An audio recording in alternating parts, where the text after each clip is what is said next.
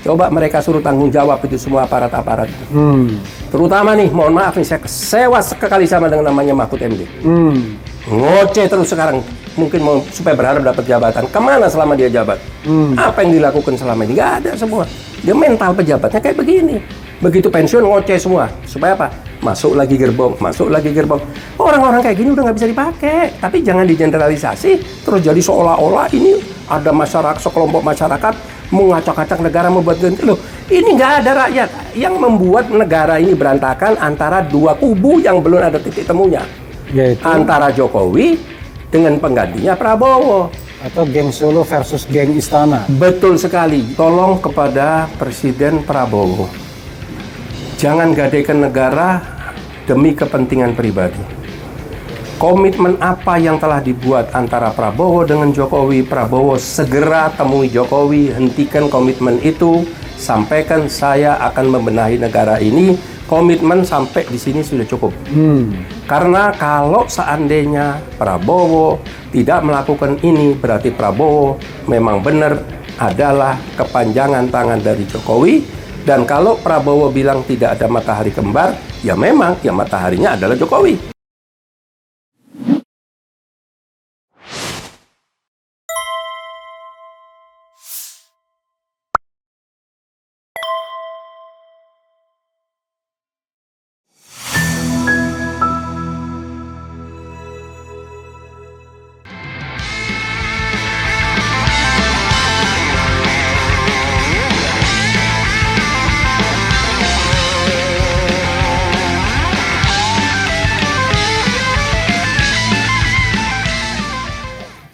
Assalamualaikum warahmatullahi wabarakatuh.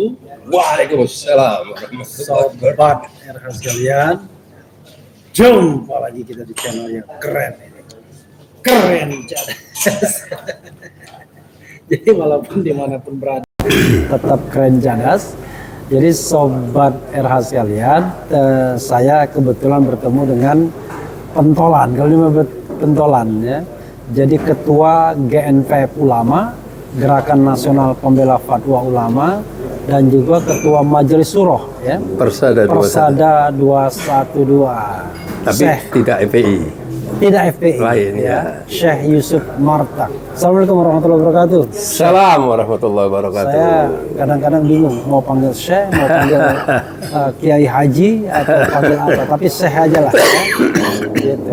Jadi Syekh Yusuf, terima kasih sudah mau bergabung kembali ke RH Channel, karena kebetulan saya butuh konfirmasi soal hal ini. Yang sepanjang yang saya pahami adalah GNPF Ulama dan termasuk Persada 212 plus FPI yang Syekh Yusuf tidak di dalamnya, itu adalah organisasi yang sangat kritis terhadap fenomena yang berkembang yang terjadi di masyarakat, terutama terkait dengan kinerja aparat kepolisian dan isu-isu yang baru berkembang belakangan ini mengenai pencopotan Kapolri dalam dalam menilai situasi bahwa ialah yang harus bertanggung jawab terhadap rakyat yang terjadi selama 2-3 hari terakhir dan sudah memakan lebih dari 10 nyawa serta tidak terhitung berapa yang luka. Silakan Syekh Yusuf dieksplorasi sebanyak-banyaknya, sedetail-detailnya, semarah-marahnya, atau sesabar-sabarnya. Silakan. Terima kasih, Bung Refli yang saya cintai. Jadi begini, kalau saya ini sudah berkali-kali dari semenjak belum pelantikan Prabowo Subianto, saya sudah menyatakan bahwa hati-hati, jangan terlalu banyak mengharap dari Prabowo. Karena apa? Kita akan melihat seorang pemimpin punya kemampuan tatkala dia menyusun kabinetnya. Ternyata begitu dilantik, susunan kabinetnya sudah mulai tidak jelas. Ya, kalau saya bilang ya mengakomodir dari titipan-titipan yang dipaksakan, yang akhirnya memberatkan posisi presiden sendiri. Nah, di sini saya melihat kejadian-kejadian yang terjadi kemarin. Pertanyaan saya, di mana intelijen negara? Bisa kecolongan, bisa tidak tahu, tidak mendengar berita, sampai kejadian-kejadian yang akhirnya merenggut nyawa.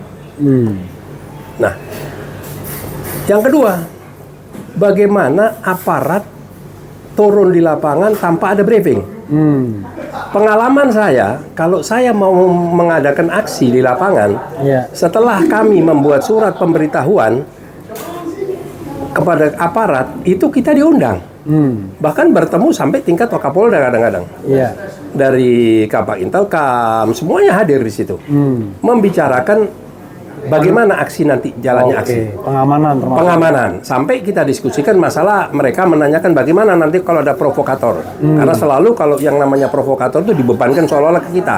Kita jawab, kalau ada provokator, ya kita periksa sama-sama. Kita tidak bisa saling menyalahkan. Jadi semua itu kita bicarakan. Nah, pertanyaan kemarin, ada nggak briefing yang dilakukan oleh Kapolda atau Komandan Brimob dan lain sebagainya? Jadi aparat di lapangan mengambil sikap masing-masing. Nah, akhirnya bukan terjadi profesionalitas, tapi menjadi kepanikan.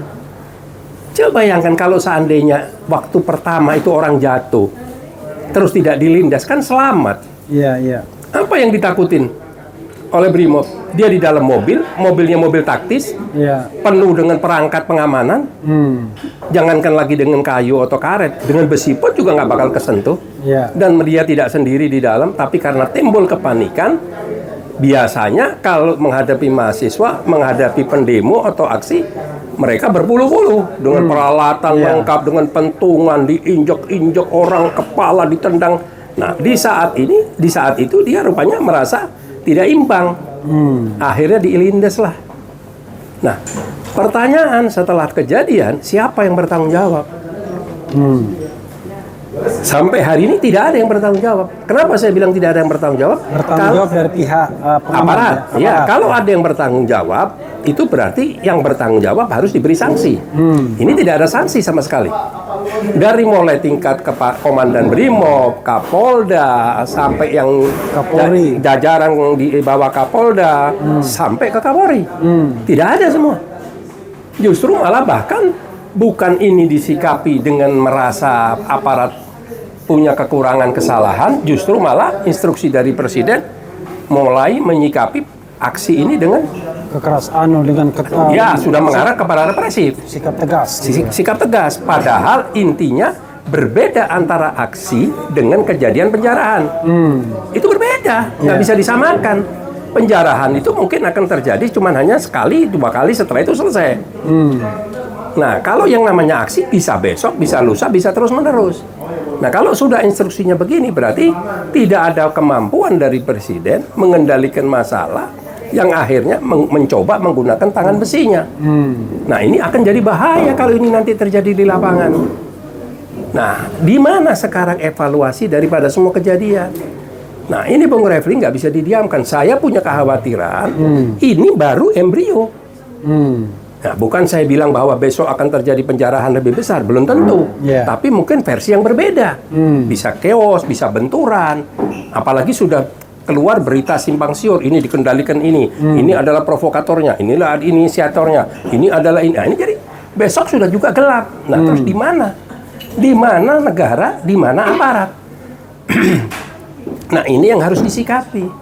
Nah, saya setuju, saya merasa bagus Presiden mengundang ormas-ormas. Presiden mengundang kabinet. Presiden mengundang, ya walaupun bagi saya itu kurang tepat parlemen, ketua DPR, ketua MPR diundang Presiden. Ini kan kebalik-balik menurut saya nih. Jeruk makan jeruk jadinya. Nah, ya nggak tahu, mungkin jeruk makan kulitnya jeruk kan. Iya kan?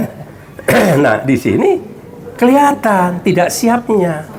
Kalau siap nggak begitu cara penanganan. Sampai hari ini tidak ada tindakan. Nah, bagaimana, apa hasilnya mengumpulkan tadi ormas-ormas? Tujuannya cuman agar ormas-ormas ini dijadikan corong untuk menjadi pemadam kebakaran. Setelah itu ya sudah dipinggirkan lagi, tidak diikutkan lagi, tidak dilibatkan. Dan saya sudah berkali-kali menyatakan, Pak Prabowo jangan terhibur atau tergiur dengan perjalanan luar negeri. Anda berangkat ke luar negeri, yang di dalam negeri lawan Anda ini bekerja terus, bergerak terus. Jangan sampai kejadian seperti almarhum Gus Dur. Berkali-kali perjalanan ke luar negeri terus diberangkatkan pulang habis itu jabatan rontok. Di dalam negeri digarap. Di dalam negeri digarap. Nah, ini yang terjadi. Nah, lagi-lagi kalau kita bertemu dengan orang-orang yang dekat Prabowo atau ring 1 seolah-olah menunggu gerakan dari kita. Loh, gerakan apa lagi? Kalau dulu calon, sekarang sudah presiden punya hak prerogatif. Coba lihat, kalau memang Prabowo menganggap Jokowi adalah sosok gurunya, Jokowi adalah mentornya, dia bisa semua mampu karena Jokowi, ya oke. Jeleknya dibuang, bagusnya coba ambil dong.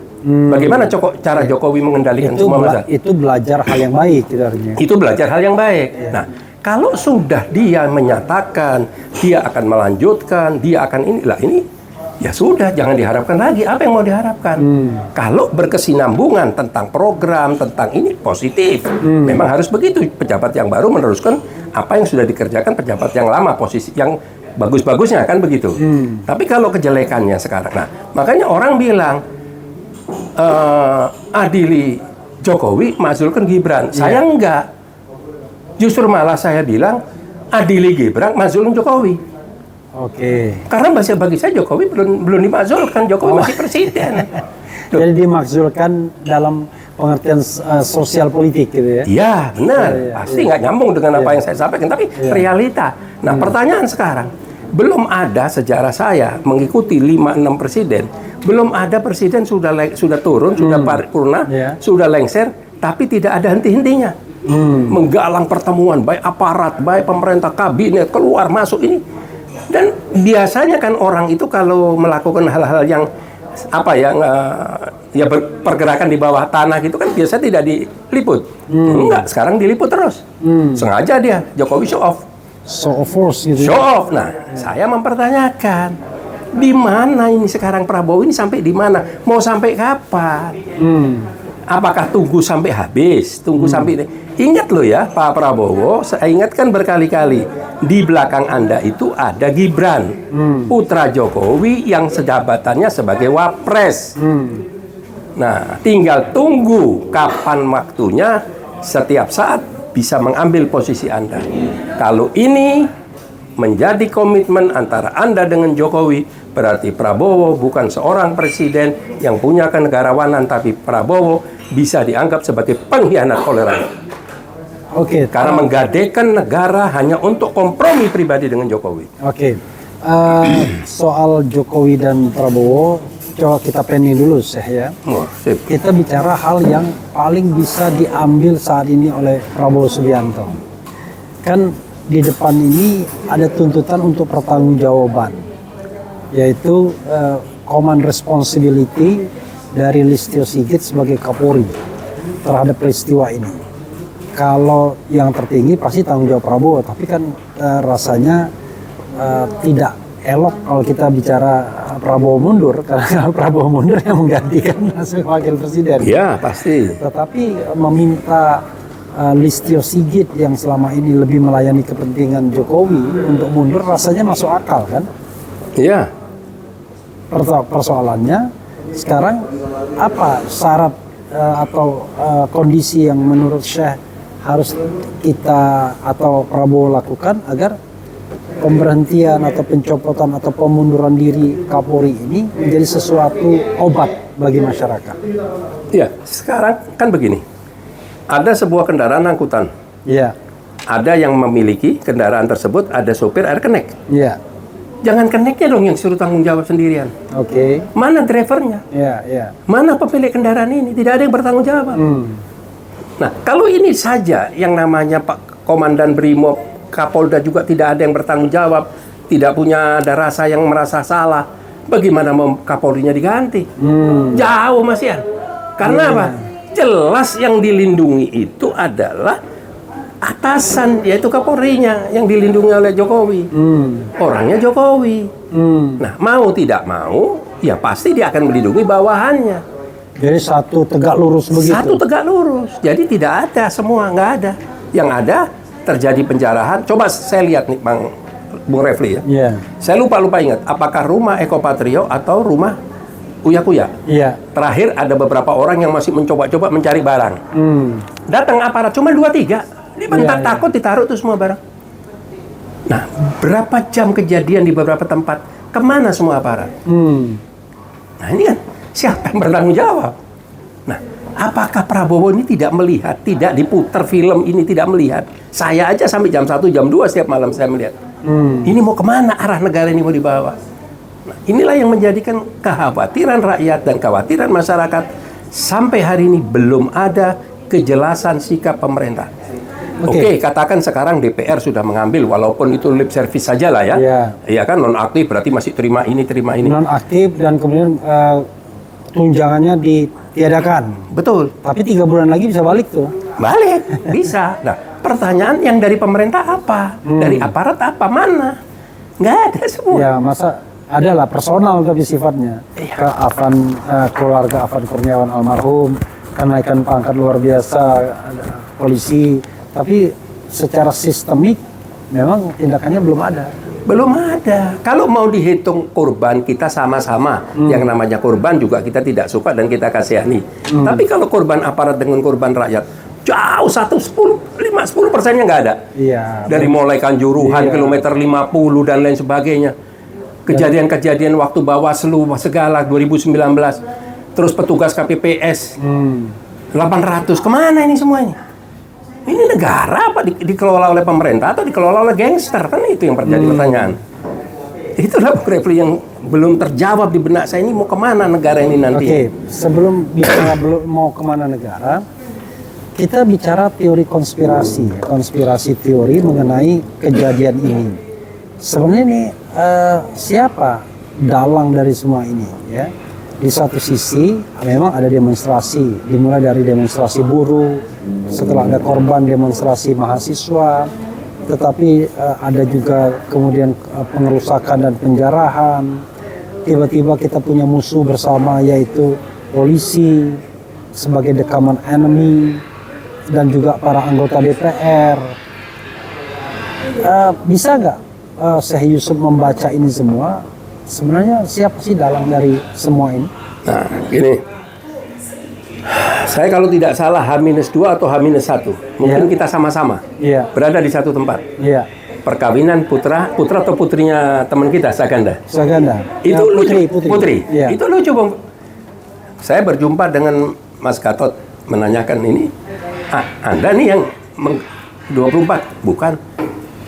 Si ini, nah jadi semua ini bertanya-tanya siapa di belakang ini. Oke, untuk yang 25. Yang 25, sorry, yang 25. Berarti 25 Agustus ya. Berarti sudah ada skenario di luar semua ini pergerakan. Nah, kok tiba-tiba Intel tidak tahu semua, tidak bisa membaca keadaan. Makan saya waktu ditanya, ini rupanya nanti yang menggerakkan. Loh, saya pikir Anda ini. Malah saya bercanda-bercanda. Jadi masih penasaran. Di grup saya pun di Tripilar ini saling tanya. Jadi Tripilar itu GNPF Ulama, FPI, Persada 212 dan FPI. Dan FPI, ya. Itu kolaborasi kalau kita lagi ada aksi atau menyatakan sikap dan sebagainya, atau pergerakan Hisbah, atau sosial dan lain sebagainya. Dan Tripilar belum, jangankan menggerakkan, bikin statement saja belum ya? Belum, cuma kita sempat membuat FPI, saya lihat sempat membuat pernyataan sikap, yaitu menolak kekerasan dan lain sebagainya dan menenangkan masalah dan seperti kata itu aja. Jadi bukan kalau ormas-ormas ini nggak didengar, Bung Refli. Mau menenangkan massa nggak didengar karena apa? Ormas-ormas ini selama ini nggak pernah bersuara, tidur di dalam selimut. Nah begitu kelihatan kejadian begini, dia pasti mau nggak mau mengamankan kader-kadernya yang lagi menjabat di mana-mana kan ini. Justru presiden lah yang harus bicara. Jadi bukan membuat statement-statement agar melakukan tindakan tegas. Memang tindakan tegas diperlukan terukur, itu nggak usah diomongin, udah pasti. Nah, tapi ajaklah masyarakat ini mempunyai kesadaran, menyadari semua kejadian yang kemarin itu adalah kejadian yang tidak bagus, jangan sampai diulang lagi, dan tolong bisa bersinergi, pengunjuk rasa bisa berkomunikasi baik dengan apa, itu namanya seorang pemimpin. Gitu. Tapi begini, Syekh ya. Terlepas ada atau tidaknya riot ini atau demonstrasi yang berujung pada pengerusakan dan penjarahan ini, kan sebenarnya kritik masyarakat terhadap 3 hal ini kan sudah terjadi, yaitu adili Jokowi, menghasilkan Gibran, dan copot atau ganti atau mundurkan Kapolri kan begitu. apa yang makin memperkuat sehingga pernyataan ini kemudian lebih relevan lagi untuk diakselerasi? Karena kita kan ngomong seperti berbuih-buih seperti buah busa di lautan, nggak didengerin juga. Tetapi ini kan sebuah momentum untuk mendesakkan 3 hal yang penting itu lagi. Ya, jadi kan ini terjadi satu akumulasi. Daripada kesalahan-kesalahan atau sikap-sikap yang arogan dan show off-nya ya khususnya parlemen dan ketawa ketiwi, joget-joget. Dari ini Bung Refli kalau mau lihat di media sosial, bukan sekarang, dari mulai di IKN itu. Menteri-menteri dengan joget-joget semua. Mulai dari kampanye kalau begitu. Mulai dari kampanye. Nah, pertanyaan ini agak bergeser dikit. Apakah bangga? Apakah IKN adalah satu proyek berhasil? Coba habis joget-joget mana sekarang? Bahkan saya sudah berkali-kali ngomong, ketua IKN-nya aja si Basuki Hadi Mulyono. Yang gagal ngurusin Lapindo dulu, saya tahu persis.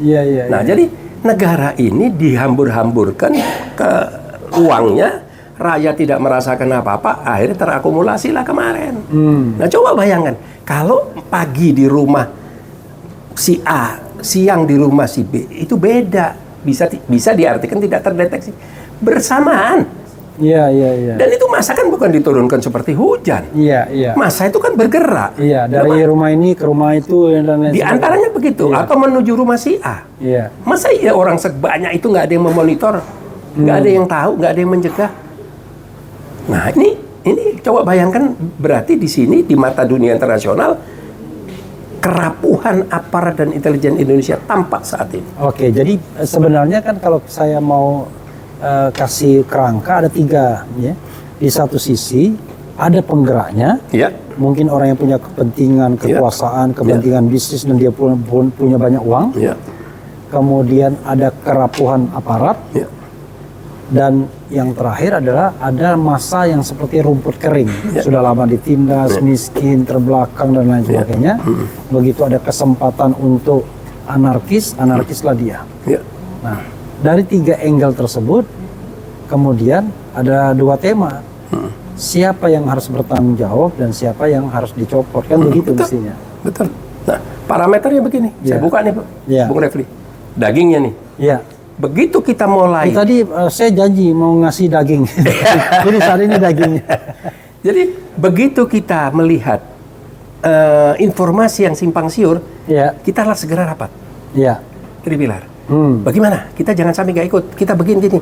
Tapi di dalam rapat terjadi diskusi dan perdebatan dinamis. Kita putuskan nggak ikut. Oke, ya itu untuk 25 ya? Untuk 25. Karena apa? Tidak ada kejelasan. Siapa ini? Siapa? Ini pasti tumpang tindih. Nah, jadi coba kenapa saya sampaikan ini? Berarti kalau kita turun, berarti kita tidak ada koordinasi dengan yang lain.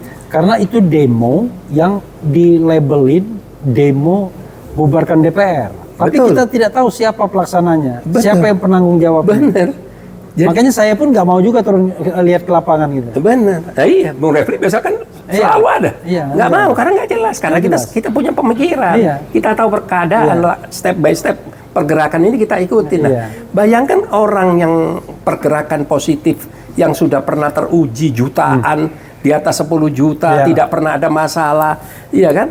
Rumput pun nggak goyang, dibawa organisasi yang katanya teroris, radikal, sampai dibubarkan sampai segala. Coba mereka suruh tanggung jawab itu semua aparat-aparat. Terutama nih, mohon maaf nih, saya kecewa sekali sama dengan namanya Mahfud MD. Ngoceh terus sekarang, mungkin mau supaya berharap dapat jabatan. Kemana selama dia jabat? Apa yang dilakukan selama ini? Nggak ada semua. Dia mental pejabatnya kayak begini. Begitu pensiun ngoceh semua. Supaya apa? Masuk lagi gerbong, masuk lagi gerbong. Orang-orang kayak gini udah nggak bisa dipakai. Udah nggak usah dipakai. Nah, pertanyaan yang berikutnya muncul nih. Oh, si Anu yang mengendalikan, si ini nggak ada itu. Ya udah, anggap aja ini ada sebuah pertunjukan band dari kampung sini datang nonton, ya ikut nari, ikut joget dari kampung sini, semua ikut-ikut. Tumpang tindih di situ, nggak ada skenario. Soal adanya provoktor, iya, ada baju ini, iya. Tapi antar mereka kan tidak ada koordinasi. Dan itu saya ulang lagi, itu berbeda antara penjarahan sama unjuk rasa. Jadi jangan dikait-kaitkan gara-gara ada penjarahan Jadi waktu aksi korbannya rakyat, waktu penjarahan kok marahnya ke rakyat lagi. Iya. Diinstruksikan agar tegas. Nah, ini kan kebalik-balik. Tegasnya itu ya jangan sama rakyat. Jangan sama rakyat tapi dong. sama pejabat yang harus bertanggung jawab. Bener, sama rakyat ini kan sama aja nih. Saya bukan mentolerir namanya penjarahan. Iya. Kalau rakyat melakukan kesalahan, ada proses jalur hukum. Iya. Sama dengan koruptor, perampok, oligarki yang menghabiskan duit negara juga diproses hukum. Ya udah ada jalur hukumnya, tapi jangan digeneralisasi terus jadi seolah-olah ini ada masyarakat, sekelompok masyarakat mengacak-acak negara membuat ganti. Loh, ini nggak ada rakyat yang membuat negara ini berantakan antara dua kubu yang belum ada titik temunya. Yaitu Antara Jokowi dengan penggantinya Prabowo. atau geng Solo versus geng Istana. Betul sekali. Yang justru malah saya lihat yang punya geng itu adalah Solo, Istana nggak punya geng. Ring satunya nafsa-nafsi menikmati jabatan. Oke. Hanya cuman menutup agar tidak ada orang-orang seperti Bung Refli, seperti saya, seperti kawan-kawan kita yang pernah berdarah-darah, pernah mendukung dia untuk bisa masuk menjadikan satu ajang diskusi. Nggak bisa ditutup. Jadi kasihan juga ini presiden nggak dapat info apa-apa. Nah, kalau presiden Pak Prabowo kembali ke jati dirinya, seperti yang saya kenal di tahun 80-90, buka dong. Buka. Dulu Pak, saya pernah waktu saya ketemu dengan Pak Jokowi. Pak Jokowi menyatakan, saya tidak anti umat Islam. Saya tidak ganti pondok pesantren. Tidak anti pondok pesantren. Saya kalau justru saya undang ulama-ulama, ormas-ormas. Saya kalau ke daerah berkunjung ke pondok pesantren. Tahun berapa itu dia ngomong? Tahun 2017. 2017. Ya, saya bilang. Periode pertama. Ya, saya bilang Pak Jokowi, sama aja dengan hujan turun, kita bawa payung, tapi payungnya dipakai di samping. Pak Wiranto tanya, apa yang dimaksud itu? Saya bilang, yang yang terjadi masalah komunikasi tidak adanya titik temu dengan kita, kok yang diundang ormas lain. Asik. Ormas lain yang diundang tidak mencerahkan keadaan, tidak memberikan masukan nasihat kepada Jokowi, tapi ya happy-happy pulang bawa bungkusan. Iya. Nah, itulah yang terjadi. Jadi terakumulasi terus. Ingat loh ini coba bayangkan. Belum, saya nggak tahu, apa sudah setahun Prabowo? Hampir setahun 21 gonjang Oktober nanti. Hampir setahun gonjang-ganjing, ombaknya, turbulennya sudah kayak begini. Jokowi 5 tahun, 10 tahun masih bisa mengendalikan. Nah, ini yang menjadikan satu bagi saya ini sangat rawan sekali. Kalau Prabowo tidak cepat merubah sikap, tidak membuka ruang untuk diskusi, untuk bicara, supaya apa? Prabowo jangan di atas, turun ke bawah, rangkul ormas, rangkul masyarakat, rangkul. Jadi nggak usah dia pusing dengan level-level atas. Iya. Begitu. Jadi copot Kapolri, kemudian maksulkan Gibran, adili Jokowi itu harga mati. Ya harga mati, bisa gimana lagi? Bukan kata saya, semua meminta begini. Semua minta begini. Nah, berarti kalau ini tidak ada satupun suara rakyat, suara ormas, suara ini semua tokoh-tokoh ini sudah tidak didengar, ya berarti nggak punya apa-apa ini presiden. Oke. Ya balik omongan saya, nothing, nggak punya apa-apa, nggak punya power. I see. Bahkan untuk memecat seorang Kapolri pun nggak punya, apalagi Kapolri. Dan Brimob ini mau pensiun yang saya dengar. Saya nggak tahu bulan ini, bulan depan. Sweetener aja buat manis-manisan sama rakyat, pecat, nggak ada. Misalnya, kalau saya jadi presiden, apa yang saya lakukan? Selesai, Pak. Saya jamin dalam tempo 6 bulan saya bisa benahin semua negara ini. Kenapa saya nyatakan begitu? Saya akan rangkul semua orang-orang yang pernah berjuang bersama saya. Saya akan ajak bicara semua tokoh-tokoh nasional yang punya kecintaan, yang hanya bukan slogan-slogan Pancasila, Bhinneka Tunggal Ika, cinta NKRI harga mati. Bajingan semua kok NKRI harga mati. Yang dirampok punya NKRI. Kalau orang-orang ini, jadi maksud saya gini, bukan saya menokohkan Bung Refli dan lain-lain, tidak. Tapi paling tidak supaya ada perimbangan informasi yang masuk.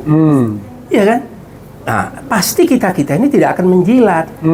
Model-model seperti Bahlil, seperti Erlangga, seperti itu kan penjilat semua. Salah dibilang benar, hitam dibilang putih. Nah, ya makin hari makin tidak jelas. Makin dalam masuk hutan makin kesasar. Yang ada akhirnya jurang atau dimakan singa nanti ujungnya. Itu Bang Refli. Terima kasih banyak ya. Mungkin closing statement saya. Ya. Saya sangat berharap, tolong kepada Presiden Prabowo, jangan gadaikan negara demi kepentingan pribadi. Komitmen apa yang telah dibuat antara Prabowo dengan Jokowi, Prabowo segera temui Jokowi, hentikan komitmen itu, sampaikan saya akan membenahi negara ini, komitmen sampai di sini sudah cukup. Karena kalau seandainya Prabowo tidak melakukan ini, berarti Prabowo memang benar adalah kepanjangan tangan dari Jokowi. Dan kalau Prabowo bilang tidak ada matahari kembar, ya memang ya mataharinya adalah Jokowi. Prabowo bukan apa-apa. Nah, jadi negara ini harus lebih dicintai daripada kepentingan pribadi.